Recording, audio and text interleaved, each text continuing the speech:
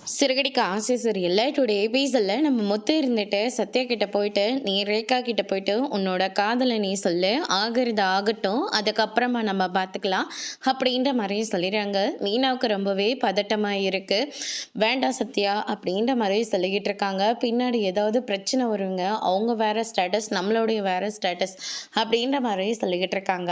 லவ்வுக்கெல்லாம் ஸ்டேட்டஸ்லாம் ஒண்ணும் முக்கியமே இல்ல. சத்யா மட்டும் என்ன விதத்துல குறைஞ்சு போயிட்டான். நல்லா படிச்சிருக்கான். சீக்கிரமாக ஒரு பிஸ்னஸ் கூட ஆரம்பிக்க போகிறான். அது வரைக்கும் தான் அவன் அந்த கம்பெனியில் வேலை செய்வான். அதனால் சத்யாவுக்கு எந்த குறைச்சலும் கிடையாது அப்படின்ற மாதிரி நம்ம முத்து வந்து சொல்லிக்கிட்டு இருக்காங்க. அதுக்கு அடுத்ததாக சத்யா இருந்துட்டு ரொம்பவே சந்தோஷமாக, எனக்கும் கொஞ்சம் பயமாக தான் மாமா இருக்குது அப்படின்ற மாதிரி சொல்லிக்கிட்டு இருக்காங்க. ஆனால் இந்த லவ் ஓகே ஆகுற வரைக்கும் அம்மாவுக்கோ இல்லை சீதாவுக்கோ இந்த விஷயம் தெரிய வேண்டாம் அப்படின்ற மாதிரி சொல்லிட்டு சத்யா அங்கேருந்து கிளம்புறாங்க.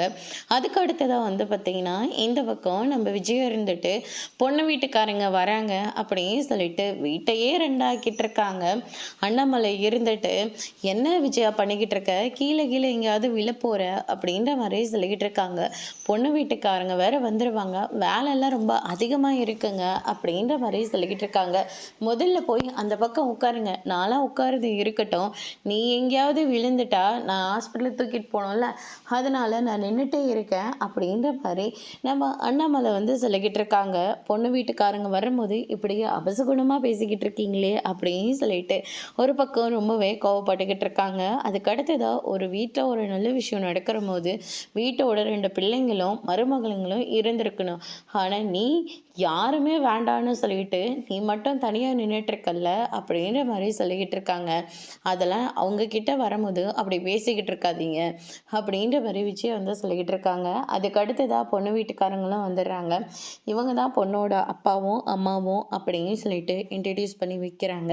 அதுக்கு அடுத்ததாக வந்து பார்த்திங்கன்னா மாப்பிள்ளை கூப்பிடுறேன் அப்படின்னு சொல்லிட்டு ஆமாம் மனோஜை வர சொல்கிறாங்க. மனோஜ் இருந்துட்டு அவங்களுக்கு வணக்கம்லாம் வச்சுட்டு வந்து பக்கத்தில் உட்காராரு.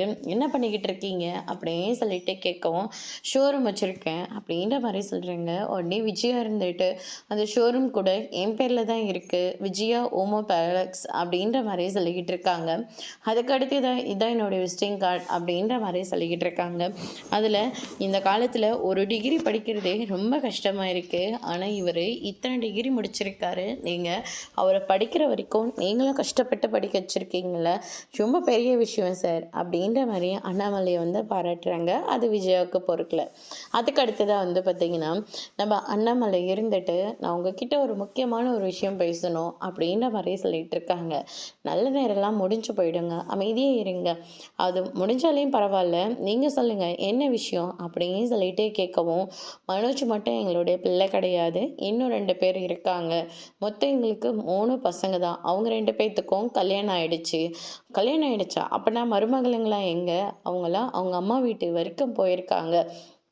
அதே மாதிரி பிள்ளைங்களும் அவங்களோட வேலைக்காக வெளியில் போயிருக்காங்க" அப்படின்ற மாதிரி சொல்லிக்கிட்டு இருக்காங்க. "ஓ அப்படியா, சரி சரி" அப்படின்ற மாதிரி சொல்லிக்கிட்டு இருக்காங்க. அதுக்கு அடுத்து தான் இன்னொரு விஷயமும் சொல்லிடுறேன். மனோஜ்க்கு ஏற்கனவே கல்யாணம் ஆயிடுச்சு. அது மட்டும் இல்லை, கோர்ட்டில் கேஸ் வேறு போயிட்டுருக்கு, டிவோர்ஸ் கேஸ் வேறு போயிட்டுருக்கு அப்படின்ற மாதிரி சொல்லிக்கிட்டு இருக்காங்க. என்ன ஏற்கனவே கல்யாணம் ஆயிடுச்சான்னு சொல்லிட்டு இவங்க எல்லாருமே ரொம்பவே ஷாக் ஆகுறாங்க. அதுக்கு அடுத்ததாக அவங்களுக்குள்ளேயே பேசிக்கிறாங்க.